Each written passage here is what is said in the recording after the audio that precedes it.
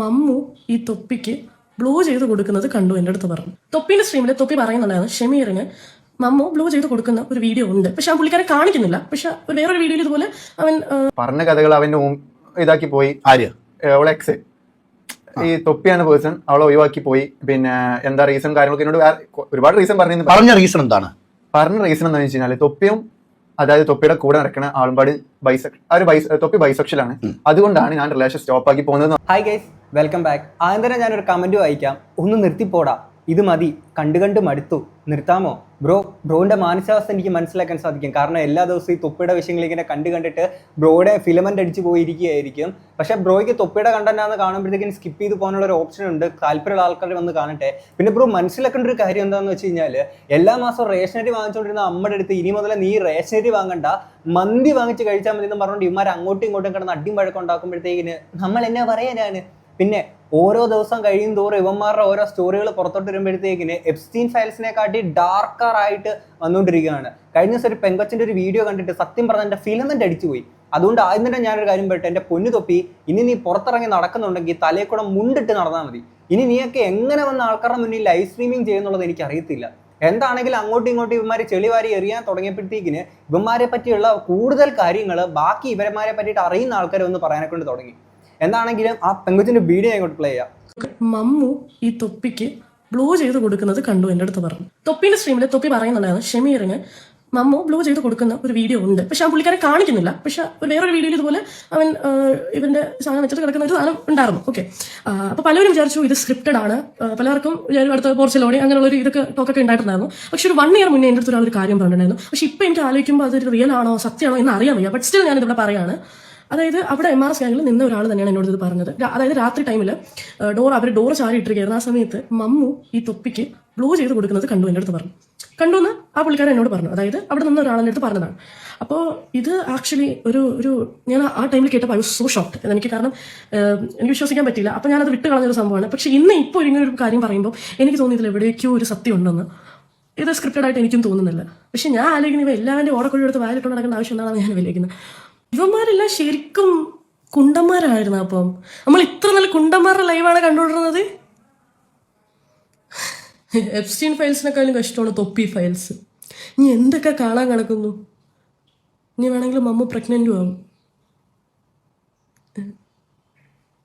പറയാൻ പറ്റില്ല. ഇനി ഇപ്പം നടക്കുന്ന എല്ലാം സ്ക്രിപ്റ്റഡ് ആണെങ്കിൽ പോലും എല്ലാം വട്ടത്തിലും ത്രികോണത്തിലും കുനിഞ്ഞു കിടന്നും ഇരുന്നും ഒക്കെ മുഞ്ചിട്ടുണ്ട്. എല്ലാത്തിനും ഇപ്പൊ പൊക്കി കൊണ്ടുപോകും. ശരി, എന്തൊക്കെയാണ് ഇവന്മാരെ പറ്റിയിട്ട് ഓരോ ദിവസം കഴിയുമ്പോൾ ഇങ്ങനെ പുറത്ത് വന്നുകൊണ്ടിരിക്കുന്നത്. ആൻഡ് ഇത് മാത്രമല്ല, കഴിഞ്ഞ ദിവസം ആണെങ്കിൽ ഏജക്കിച്ചൂട്ടൻ വന്നൊരു വീഡിയോ ഇട്ടിട്ടുണ്ടായിരുന്നു. അതിനകത്ത് ഈ മമ്മു ഒരിക്കൽ ഈ ഏജക്കിച്ചൂട്ടൻ ഇവന്മാരുടെ ലൈവിൽ പോയ ദിവസം ഒരുമിച്ച് നിന്ന് ഫോട്ടോ എടുക്കുന്നതിന്റെ എന്തോ മറ്റോ ഇടയ്ക്കാൻ കണ്ട് മമ്മു വന്നിട്ട് ഇവനെ ട്യൂൺ ചെയ്തു ഇവന്റെ ചമാനത്തിൽ കയറി പിടിച്ചു എന്നുള്ളത് ഏജക്കിച്ചൂട്ടൻ വന്ന് പറയുന്നുണ്ടായിരുന്നു. അല്ലെങ്കിൽ മമ്മുവിന് ഇത്തിരി ഓടക്കുഴൽ വായന ഇത്തിരി കൂടുതലാണ്. ഇനി ഷമീറിന്റെ ലൈവിനകത്തിൽ ഒരു പോർഷൻ ഇങ്ങോട്ട് വെക്കാം. എല്ലാം പറ, ഞാൻ ഉണ്ടായിരുന്നപ്പോൾ തൊട്ടുള്ള അവന്റെ ഡ്രഗ്സ് സെക്ഷൻ എല്ലാം A to Z സത്യം പറ. ഫസി വെയിറ്റ് വന്നിട്ട് എന്താ പറയാ, ഞാൻ വരാൻ പറ്റും, നീ കാര്യങ്ങൾ പറഞ്ഞ് എനിക്ക് ബാക്ക് സപ്പോർട്ട് ചെയ്യാൻ പറ്റും. അവന്റെ മാനിപ്പുലേഷൻ ഫുൾ പുറത്ത് വരണം. ഞാനുള്ളപ്പോൾ തന്നെ പെൺപിള്ളേരൊപ്പം പോയത് ഡ്രഗ്സ് ഇതേയോ. ഇത് ഫസ്റ്റിന് അമ്മമാരുടെ അടുത്ത് എന്തോ പറഞ്ഞേക്കുന്ന കാര്യമായിട്ട് അമ്മമാർ പറഞ്ഞേക്കുന്നതാണ്. ഇത് പറയുമ്പോഴത്തേക്കിന് ഇവന്മാര് ഈ മമ്മു തന്നെ മുമ്പൊരു ഇവന്മാരെ റീസെന്റ് ആയിട്ട് ഇട്ടേക്കുന്ന ഒരു ലൈവിനകത്ത് പറയുന്നുണ്ടായിരുന്നു ഈ ഒരു ലല്ലൂമ്പി വന്ന് ഇതിനെ പറ്റിയിട്ട് പറയുന്ന കാര്യങ്ങൾ. അതായത് ഈ ഫസ്മിനയുടെ ഒരു എക്സ് ഹസ്ബൻഡ് ആയിട്ടുള്ള ഒരു വ്യക്തിയാണ്. അപ്പൊ അവരെ പറ്റിയിട്ട് വീണ്ടും ഇങ്ങോട്ടേക്ക് പറയേണ്ടി വരുന്നത് ഈ അപരാധങ്ങൾ മൊത്തം ഇവന്മാരെടുത്തിട്ടത് കൊണ്ട് ജസ്റ്റ് പറയേണ്ടി വരുന്നൊരു സംഭവമാണ്. എന്താണെങ്കിൽ ഈ ലല്ലൂമ്പി എന്നൊരു ഇന്റർവ്യൂവിനകത്ത് പറഞ്ഞേക്കുന്ന കാര്യങ്ങൾ നമുക്ക് കേൾക്കാം. ഞങ്ങൾ എറണാകുളം വാഗ്വേന്നാണ് പരിചയപ്പെടുന്നത്. പരിചയപ്പെട്ട് ഇവിടെ കുറെ സാഡ് സ്റ്റോറീസ് ഒക്കെ എന്നോട് പറഞ്ഞിട്ടാണ് എന്റെ സിമ്പതി പിടിച്ചു പറ്റാൻ അവള് എന്നിലോട്ട് എത്തണേ. പറഞ്ഞ കഥകളൊക്കെ എന്തൊക്കെയായിരുന്നു? പറഞ്ഞ കഥകൾ അവന്റെ ഇതാക്കി പോയി. ആര്യ എക്സ് ഈ തൊപ്പിയാണ് പേഴ്സൺ, അവളെ ഒഴിവാക്കി പോയി. പിന്നെ എന്താ റീസൺ കാര്യങ്ങളൊക്കെ എന്നോട് ഒരുപാട് റീസൺ പറഞ്ഞു. പറഞ്ഞ റീസൺ എന്താണ്? പറഞ്ഞ റീസൺ എന്താണെന്ന് വെച്ച് കഴിഞ്ഞാൽ തൊപ്പിയും അതായത് തൊപ്പിയുടെ കൂടെ നടക്കുന്ന ആളുമ്പാട് തൊപ്പി ബൈസെക്ഷലാണ്, അതുകൊണ്ടാണ് ഞാൻ റിലേഷൻ സ്റ്റോപ്പ് ആക്കി പോകുന്നത്. അന്ന് ഫസ്മിന ലല്ലൂമ്പിയുടെ അടുത്ത് പറഞ്ഞേക്കുന്ന കാര്യമാണ്, എടാ നീയൊക്കെ ആ വീട്ടിൽ എന്നൊക്കെയാടാ കാണിച്ചു കൂട്ടിക്കൊണ്ടിരുന്നത്, അതൊരു വീടായിരുന്നു.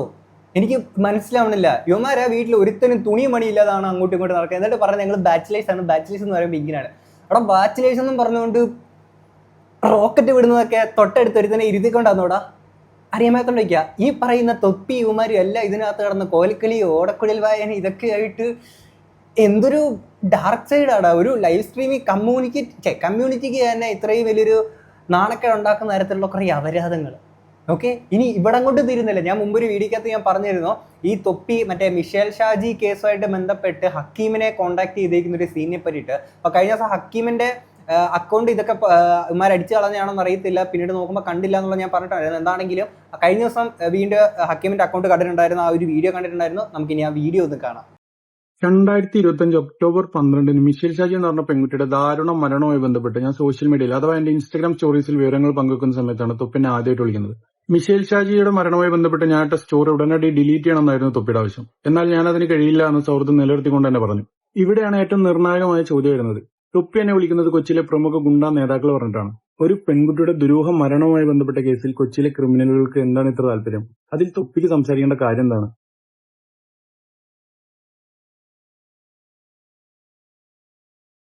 തൊപ്പി തന്നെ അവന്റെ ലൈവുകളിൽ അഭിമാനത്തോടു കൂടി പറഞ്ഞിട്ടുണ്ട് തന്റെ MRZ ഗ്യാങ്ങിന് ഗുണ്ടകളുമായി അടുത്ത ബന്ധമുണ്ടെന്നുള്ളത്.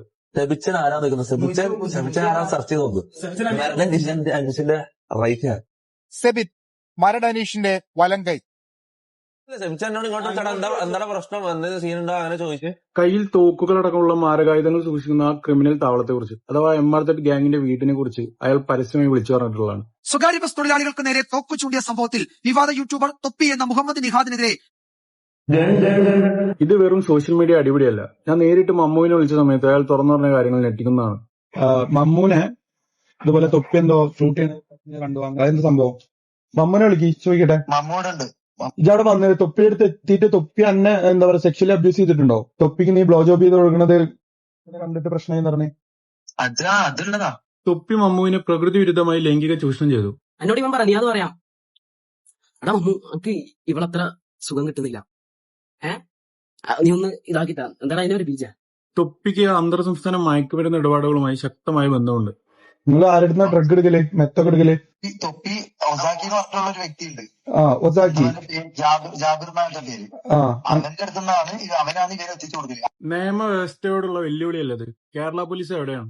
സ്ത്രീ സുരക്ഷയ്ക്ക് ഏറ്റവും മുൻഗണന നൽകുന്നു എന്ന് അവകാശപ്പെടുന്ന നമ്മുടെ കേരളത്തിൽ ഇന്ത്യൻ നിയമവ്യവസ്ഥയെ കാറ്റിൽ പറത്തിക്കൊണ്ട് ലക്ഷക്കണക്കിന് ആളുകളുടെ മുന്നിൽ വെച്ചിട്ടാണ് MRZ, സമീർ, ജാസി, മമ്മു ഇവരെല്ലാരും കൂടിയിട്ട് ഒരു പെൺകുട്ടിയെ ലൈംഗിക ചുവയുള്ള അസഭ്യ വാക്കുകൾ ഉപയോഗിച്ചിട്ട് അപമാനിച്ചത്. 18 വയസ്സ് തികയാത്ത പെണ്ണിന പിടിച്ച് ഇതാക്കിയ കാര്യമായി പറയാൻ പോകുന്നു. നിയമം പരസ്യമായി ലംഘിക്കുന്ന ഈ ക്രിമിനലുകൾക്കെതിരെ അടിയന്തരമായി കേസെടുത്ത് അറസ്റ്റ് ചെയ്യാൻ പോലീസ് തയ്യാറാകണം. പ്രകൃതിവിരുദ്ധ പീഡനവും മമ്മുവിന്റെ തുറന്നുപറച്ചിലുകളും ഡ്രഗ് ഡീലുകളും എല്ലാം തെളിവാണ്. മിഷേൽ ഷാജി എന്ന് പറയുന്ന പെൺകുട്ടിയുടെ കേസിൽ ഗുണ്ടകൾക്ക് എന്താണ് പങ്കെന്നുള്ളത് പോലീസ് അന്വേഷിക്കും. സൗഹൃദത്തിന്റെ പേരിൽ എന്നെ വിളിച്ച തൊപ്പി സ്വന്തം ലൈവിൽ തോക്കുകളെയും ഗുണ്ടകളെയും പറ്റി വീം പറയുന്ന അവസ്ഥ ഇത് അവസാനിപ്പിച്ചേ പറ്റുള്ളൂ. കോൽക്കളി മാത്രമല്ല, അധോലോകമായിരുന്നു അവന്മാരെ വീട്ടിൽ നടത്തിക്കൊണ്ടിരുന്നത്. ഓക്കെ, ഇത്രയും സംഭവങ്ങൾ ഉണ്ടായിട്ട് രമേശ് ചെന്നിത്തല അങ്ങോട്ടേക്ക് ഈ പറയുന്ന അന്വേഷണത്തിന് ഉത്തരവിട്ടിട്ടുണ്ട് ഇതെന്ന് പറയുമ്പോൾ പോലും എന്തേ അങ്ങോട്ടേക്ക് എത്തുന്നില്ല? അതാണ് മനസ്സിലാവാത്തത്. എന്താണെങ്കിൽ അതിന്റെ ഒരു ന്യൂസ് കൂടെ ഇങ്ങോട്ട് വെക്കാം. യൂട്യൂബർ തൊപ്പിക്കെതിരായ പരാതിയിൽ അന്വേഷണം തുടങ്ങിയെന്ന് ആഭ്യന്തരമന്ത്രി രമേശ് ചെന്നിത്തല. നേരത്തെ അശ്ലീല പ്രദർശനവും സ്ത്രീവിരുദ്ധതയും നടത്തുന്നുവെന്ന പരാതിയിൽ തൊപ്പി എന്ന നിഹാദിനെതിരെ DGP അന്വേഷണത്തിന് ഉത്തരവിട്ടിരുന്നു. ഓപ്പറേഷൻ തുഫാൻ രാഷ്ട്രീയത്തിന് അതീതമായി എല്ലാവരും യോജിക്കേണ്ട ഒരു കാര്യമാണ്. അപ്പോൾ അതുകൊണ്ട് കേരളം ഒറ്റക്കെട്ടായി ഈ മയക്കുമരുന്ന് വിരുദ്ധ പ്രവർത്തനങ്ങളിൽ ഏർപ്പെടണം. പ്രത്യേകിച്ച് നമ്മുടെ അമ്മമാരും സഹോദരിമാരുമാണ് ഏറ്റവും വിഷമിക്കുന്നത്. മക്കളെ സ്കൂളിലും കോളേജിലും അയച്ചിട്ട് അവരനുഭവിക്കുന്ന പ്രയാസങ്ങൾ വളരെ വലുതാണ്. അപ്പം നമുക്ക് ഭാവി തലമുറയെ രക്ഷിക്കണം. ഭാവി തലമുറ രക്ഷിക്കാൻ എത്രയും പെട്ടെന്ന് അങ്ങോട്ടേക്ക് ഇമ്മറുടെ വീട്ടിലോട്ട് പോലീസുകാരെ അയച്ച് അടിച്ച് തൂഫാനാക്ക്. എന്തേ ഇത്ര വൈകണത്? മുമ്പ് പണ്ട് തൊപ്പിക്ക് ഇത്തരത്തിൽ ആ ഒരു പാട്ടൊക്കെ പാടി സീനായിട്ടിരുന്ന സമയത്തേക്ക് പോലീസുകാർ കഥവ് ചവിട്ടി പൊളിച്ച് ആ ലൈവിനകത്ത് നമ്മൾ ലൈവായിട്ട് കണ്ടേക്കുന്ന സംഭവമായിരുന്നു. അപ്പം അന്ന് തൊപ്പി ഇത്രയും വളർന്നിട്ടുണ്ടായിരുന്നില്ല. ഇന്ന് കുറച്ചുകൂടെ വളർന്നു. അവന് മണി പവർ കൂടി, മസിൽ പവർ കൂടി, ബന്ധങ്ങൾ വളർന്നു. അപ്പോൾ കുറച്ച് ഹോൾഡും കാര്യങ്ങളൊക്കെ ആയപ്പോഴത്തേക്കിന് അല്ലെങ്കിൽ അതിൻ്റെ പേരിലാണോ ഇപ്പം അവൻ്റെ വീട്ടിൽ ഇപ്പം ഇത്തരത്തിലുള്ള ഒരു അന്വേഷണ കാര്യങ്ങളൊക്കെ ആയിട്ട് പെട്ടെന്ന് പോയിട്ട് ഇതിൻ്റെ നീക്കുപോക്ക് കാര്യങ്ങളൊക്കെ ഉണ്ടാകുന്നത്, അല്ലെങ്കിൽ അതുകൊണ്ടാണ് ഇത്രയും വൈകുന്നത്? അത് കുറച്ചുകൂടെ ഫാസ്റ്റ് ആക്കേണ്ടുന്ന കാര്യം തന്നെയാണ്. കാര്യം ഒരാൾക്ക് മണി പവർ മസിൽ പവർ കൂടി എന്ന് പറഞ്ഞ കാര്യം ഈ സംഭവം ഈ പറയുന്ന പിള്ളേരെ ഇൻഫ്ലുവൻസ് ചെയ്യും.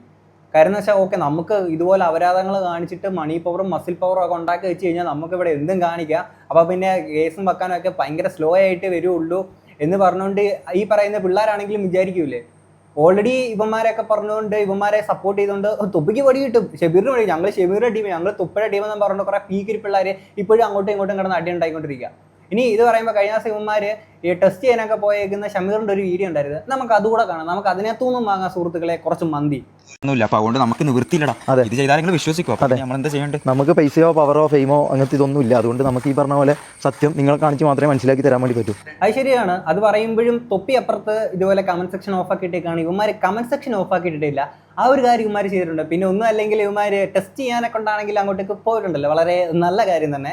2 കാര്യങ്ങളാണ്. ഒന്ന്, പോലീസ് സ്റ്റേഷനിൽ പോയിട്ട് ഒരു കേസ് കൊടുക്കണം. കാരണം എൻ്റെ വണ്ടി എന്ന് പറയുന്നു, ഓൻ്റെ വണ്ടി എൻ്റെ പേരിലാണ് ഓൻ രജിസ്റ്റർ ചെയ്തത് ബിനാമിയായിട്ട് എന്നെ പറ്റി ഇതാക്കാൻ വേണ്ടിയിട്ട് എന്തെങ്കിലും. കാരണം ഓൻ്റെ ആദ്യത്തെ വണ്ടി പോയത് MDMA കേസിലാണ് ഓൻ്റെ ആദ്യത്തെ വണ്ടി പോയത്. അപ്പം ഈ വണ്ടിയും ഓൻ അങ്ങനെ എന്തെങ്കിലും ചെയ്തിട്ട് എൻ്റെ തലയിലിട്ട് കഴിഞ്ഞാൽ ഞാൻ ഈ പറഞ്ഞ പോലെ ഇതിൽ കൊടുക്കും. മനസ്സിലായോ? മുൻകൂട്ടി നമ്മൾ സ്റ്റേഷനിൽ പോയിട്ടൊന്ന് പറയും. അതെ, ഞാനിപ്പോൾ ഒരു പരാതി കൊടുക്കും. എൻ്റെ വണ്ടി കട്ടുകൊണ്ട് പോയി എന്ന് പറഞ്ഞാൽ ഞാൻ ഒരു പരാതി കൊടുക്കും. അത് നമുക്ക് ഓൻ്റെ വണ്ടി എടുക്കാൻ വേണ്ടിയിട്ടല്ല ഗൈസ്. ഈ പറഞ്ഞ പോലെ നാളെ ഓൻ എന്തെങ്കിലും ചെയ്ത് കഴിഞ്ഞാൽ ഇത് എൻ്റെ തലയിൽ ഇതുണ്ടാവും. അത് വരാണ്ട്. എടാ, നേരത്തെ നീയൊക്കെ അവിടെ ഉള്ള സമയത്തേക്ക് തൊപ്പി ഇത് ചെയ്യുന്നു അല്ലെങ്കിൽ ഇങ്ങനെയൊക്കെ പറയുമ്പോൾ നേരത്തെ ഇതൊക്കെ നിങ്ങൾക്കിടയിൽ അവൈലബിൾ ആയിട്ട് നിന്നപ്പോൾ അന്നൊക്കെ നിന്റെയൊക്കെ വായിൽ അവലോസണ്ട പൊടിച്ചു വെച്ചേക്കായിരുന്നു ഇതൊക്കെ പോയി പരാതിപ്പെടാനും കാര്യങ്ങളൊക്കെ. എന്തുകൊണ്ട് അന്നൊന്നും ചെയ്തില്ല? അപ്പൊ നീയൊക്കെ ഇപ്പം അടിച്ച് പിരിഞ്ഞത് കൊണ്ടാണ് ഈ ഒരു രീതിയിൽ. അതല്ല, നീയൊക്കെ ഒപ്പം കൂടെ നിൽക്കുമ്പോഴാണ് ഇതുപോലെ പുക്ക കാര്യങ്ങളൊക്കെ ചെയ്യുന്നുണ്ടെങ്കിൽ അപ്പോഴും നിന്റെ പേര് തന്നെയല്ലേ വരുള്ളൂ. അപ്പം അതിൻ്റെ അർത്ഥം നീയൊക്കെ എല്ലാവരും കൂടെ ഒരുമിച്ച് തിന്നേക്കുന്ന പരിപാടിയായിരുന്നു നേരത്തെ നീയൊക്കെ ചെയ്തിട്ടുണ്ടായിരുന്നത്. ഇപ്പം എന്താണെങ്കിൽ അവിടുന്ന് അടിച്ച് പിരിഞ്ഞു നീയൊക്കെ ഇപ്പം നിന്നെക്കാട്ടി കൂടുതൽ ചിലപ്പോൾ തൊപ്പിയായിരിക്കും അവിടെ ചെയ്യുന്നുണ്ടാവുക. അപ്പം നീ കുറച്ചുകൂടെ സേഫ് ആയിട്ട് മാറുമല്ലേ. അപ്പോഴൊരു കാര്യമുണ്ട്, ടെസ്റ്റ് ചെയ്യാൻ പോയേക്കുന്ന ഇവനും ഈ പറയുന്ന ജാസിയും കൂടെ മമ്മൊന്നും പോയി ടെസ്റ്റ് ചെയ്തിട്ടില്ല. അതുകൂടെ ആലോചിക്കണം. നമ്മളങ്ങനെയല്ല ചെയ്യുന്നത്. അപ്പോൾ അത് നമ്മൾ തെളിയിക്കും. നമ്മളെ നിരവാദിത്വം തെളിയിക്കാൻ നമുക്ക് ഈ പറഞ്ഞ പോലെ ആൾക്കാരോ ഈ ഫെയിമോ ഇവൻ പറയുന്ന പോലെ കുറേ ആൾക്കാരെ ബലോ പിടിപാടോ പൈസയോ അതൊന്നും നമുക്കില്ല. നമ്മൾ സാധാരണക്കാരാണ്. മനസ്സിലായി? എടാ, നീയൊക്കെ സാധാരണക്കാരനും നിനക്കൊന്നും ഈ പറയുന്ന തൊപ്പിയുടെ അത്ര ഫെയിമും മണി ഇല്ലാന്നോ അല്ലെങ്കിൽ അങ്ങനത്തെ ഒരു സീനൊക്കെ ആണെങ്കിൽ നീയൊക്കെ 1 തവണ പറഞ്ഞു, 2 തവണ പറഞ്ഞു, 10 തവണ പറഞ്ഞു, 20 തവണ പറഞ്ഞു. എടാ, ഒരു 100 തവണ അവന്മാർ പറഞ്ഞുകൊണ്ടിരിക്കുക ഞങ്ങളുടെ ഈ പൈസ ഇല്ല ഫെയിം. എൻ്റെ പൊന്നു കുട്ടന്മാരെ, നിങ്ങൾ പറഞ്ഞ നമ്മളെ കേട്ടു, നമുക്ക് മനസ്സിലായി നിങ്ങൾക്ക് അതില്ല എന്നുള്ളത്. എന്തിനാടാ പിന്നെയും ഇങ്ങനെ പറഞ്ഞുകൊണ്ടിരിക്കണത്? സെന്റിമെന്റ്സ് കിട്ടാൻ വേണ്ടിയിട്ടാ? അറിയാൻ മേലത്തോണ്ട് ചോദിക്കുക. ബസ്സിൽ വെച്ചിട്ട് 3-4 ആൾക്കാരെ കിട്ടിയതാ. എന്താടാ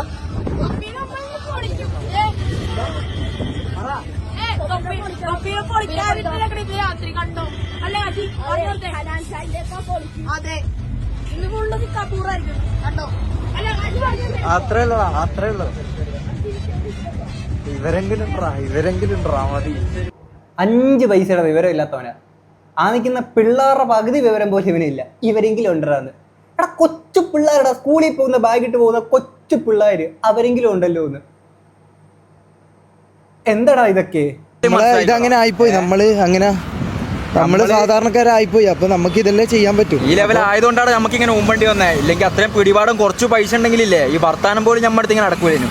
നമ്മളൊക്കെ ഓനെ ഇത് ചെയ്തു എനിക്ക് മനസ്സിലാകുന്നില്ല. ഓനെ പേടിക്കുന്ന ഒരാളെ. ഈ കൂട്ടത്തിലെ ഏറ്റവും വലിയ വാണമാണ് ഈ ജാസി. ഓനെ പേടിപ്പിക്കാൻ പേടിയുടെ രാജേ. അയ്യോ, പേടിയില്ലാത്തൊരു കുട്ടരാതെ. ഈ പേടിയില്ലാത്ത മലരമ്പനുണ്ടായവൻ ഇനി പോലീസ് സ്റ്റേഷനിൽ പോയിട്ട് ഇമാരി ഈ വണ്ടിയുടെ കേസ് പറയാനെ കൊണ്ട് പോകുന്നുണ്ടല്ലോ. വണ്ടിയുടെ കേസ് ഇതുപോലെ തൊപ്പിയുടെ പേരിലാണ്. തൊപ്പി ഇപ്പം ഇവന്റെ പേരിലാണ് എടുത്തേക്കുന്നത്. എന്തെങ്കിലും സീന് കാര്യങ്ങളൊക്കെ ഉണ്ട്, അത് മാറ്റുന്ന ഇതിന് പോയേക്കാണ്. അപ്പൊ സ്റ്റേഷനിൽ അവിടെ ഇവന്മാർക്ക് അവിടെ എടുക്കൂല. ഇവന്മാരുടെ സ്ഥലത്ത് വരാപ്പുഴേ തന്നെ പോകണം ഇങ്ങനെ പോലീസ് സ്റ്റേഷനിൽ പറയുന്നുണ്ട്. അങ്ങനെ അവന്മാർ അവിടെ നിന്ന് ഇറങ്ങി വരുമ്പോഴത്തേക്കിന് ഇവൻ പറയുന്നത് കേൾക്കണേ. ഈ സ്റ്റേഷനിൽ പരാതി കൊടുക്കാൻ പറ്റില്ല, വരാപ്പുഴയിൽ കൊടുക്കാന്നാ പറയുന്നത്. പക്ഷെ വരാപ്പുഴ പോയാ പേടിയാണ് കൈസ്. വരാപ്പുഴ പോയാൽ നമുക്ക് ഓൺലൈൻ കൊടുക്കാൻ പറ്റുമോ? ഓൺലൈൻ കൊടുക്കാൻ പറ്റുമോന്നാ ഒരുത്തം പറയുന്നു. വരാപ്പുഴ പോകാനെ കൊണ്ട് പേടിയാണ്, തൊപ്പി അവിടെ ഉള്ളതുകൊണ്ട് പേടിയാണ്, അവന്മാർ വലിയ മറ്റേതാണ് എന്ന് പറഞ്ഞിട്ട് പേടിയാണ്. അപ്പം മറ്റവൻ പറയാണ്. അപ്പൊ ഇവൻ എന്താ പറഞ്ഞത്? തൊപ്പി വന്നു ഞാൻ പേടിയൊന്നും ഇല്ലടാ എന്ന് പറഞ്ഞേക്കുന്നവൻ എന്താ ചെയ്യണം? നെഞ്ചും മരിച്ചിട്ട് പാടാ നമുക്ക് വരാപ്പുഴ പോയി കേസ് കൊടുക്കാന്നല്ലേ പറയുന്നത്. നേരെ പറയുന്നത് അല്ലേ വേണ്ട നമുക്ക് ഓൺലൈനിൽ കേസ് കൊടുക്കാൻ പറ്റുമോ നോക്കാതെ. യവനെയൊക്കെ സത്യത്തിന് വേണ്ടി ഇറങ്ങിയിട്ടല്ല, കച്ച കെട്ടി ഇറങ്ങാൻ നീ എന്തോന്നാടാ കൊയ്ത്തുപാട്ടിന് പോകുന്ന ഈ പെണ്ണുപിടിയൻ അല്ലെങ്കിൽ ഈ പറഞ്ഞ പല ഇതുകൊണ്ട് മനസ്സിലായോ? വീട്ടിൽ കയറ്റാൻ കൊള്ളാത്തവൻ ചെറിയ പെമ്പിള്ളേരെ കണ്ടു കഴിഞ്ഞാൽ 18 വയസ്സിന് താഴെയുള്ള പെമ്പിള്ളേരെ കണ്ടു കഴിഞ്ഞാൽ സാമാനം പൊന്തുന്ന ഈ തൊപ്പി എന്ന് പറഞ്ഞാൽ ഇവനുണ്ടല്ലോ, ഇവന്റെ റിയൽ സ്വഭാവം കാണിക്കണം. കാരണം എൻ്റെ വീട്ടിലൊരു പെങ്ങളുണ്ട്, ഇവന്റെ വീട്ടിലൊരു പെങ്ങളുണ്ട്, നമുക്കും ഉമ്മയുണ്ട്, നമുക്കും ഈ പറഞ്ഞ ആൾക്കാരുണ്ട്. അപ്പോൾ അവരെ ബോധിപ്പിക്കാനെങ്കിലും നമുക്കിത് ചെയ്തേ പറ്റും. ഇങ്ങനെ എടാ, നീയൊക്കെ നേരത്തെ ഈ ലൈവിനകത്ത് ഇരുന്നിട്ട് കുറെ പെൺകുട്ടികളൊക്കെ ഇതിനകത്തോട്ട് വരുമ്പോഴത്തേക്ക് നീയൊക്കെ അപരാധിച്ചത് കണ്ടു കഴിഞ്ഞാൽ നിന്റെയൊക്കെ വീട്ടുകാർക്ക് അഭിമാനമാണോ? അന്ന് ചെയ്തതിനെക്കാട്ടി ഒരു ഇത്രയും കൂടെ നീയൊക്കെ കുറച്ചുകൂടെ ഇതായിട്ട് പുറത്തു വരാത്ത സംഭവം വന്നു. അല്ലേ? അന്ന് ഇത്രയാണെങ്കിൽ ഒരു ഇത്തിരിയും കൂടെ കൂട്ടി തന്നു. നീയൊക്കെ നേരത്തെ ചെയ്തതും ഇതേ അപരാധങ്ങളൊക്കെ തന്നെയല്ലേ? പിന്നെ എൻ്റെ ഒരു കല്യാണത്തിൻ്റെ കാര്യം ഏകദേശം ഉറപ്പായിട്ടുണ്ടായിരുന്നു. അത് മിക്കവാറും തീരുമാനമായി. ഇങ്ങനെയുള്ള ആൾക്കാർക്ക് പെണ്ണ് കിട്ടാൻ ഭയങ്കര എളുപ്പമാണെന്ന് തോന്നുന്നു കേട്ടോ. വൈകുന്നേരത്തിനുള്ളിൽ കിട്ടൂലേ?